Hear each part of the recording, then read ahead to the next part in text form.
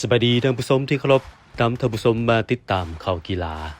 17ปีทีมชาติลาวได้รับเงินชมเชยผลงานทั้งหมด565ล้าน8แสนกีบจากการเข้าถึงรอบ4ทีมสุดท้ายการในการเตะบานทราย17ปีชิงแชมป์อาเซียน2026ที่ประเทศอินโดนีเซียในระหว่างวันที่11หาวันที่24เมษายนผ่านมา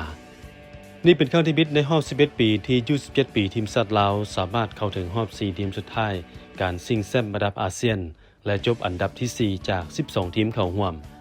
จากผลงานดังกล่าวเฮ็ดให้แฟนบานปิติยินดีเป็นอย่างยิ่งและมีหลายภาคส่วนให้การสุกยู่สนับสนุนและสมเสริมผลงานโดยการมอบเงินรางวัลและวัตถุให้แก่คณะสุดนี้รวมทั้งหมด565ล้าน8แสนกีบโดยเฉพาะการนำจากกระทรวงศึกษาธิการและกีฬาสหพันธ์บาเตะแห่งชาติลาวสหพันธ์บาเตะแขวงสารวันบรรดาบริษัทห้างห้านและส่วนบุคคลซึ่งเงินสดจำนวนดังกล่าวแม้นได้เบิกจ่ายให้แก่นักกีฬาทุกคนอย่างครบถ้วนตามจุดประสงค์ของผู้ให้การสนับสนุนทุกประการซึ่งต่างหน้า17ปีทีมชาติลาวได้แสดงความรู้บุญคุณและขอบใจถึงแฟนบานทุกท่าน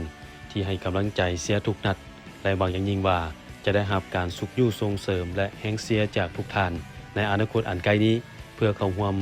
การแข่งขันเตะบานทราย17ปีชิงแชมป์อาเซียน2027รอบคัดเลือกวันที่12หาวันที่20พฤศจิกายนปีนี้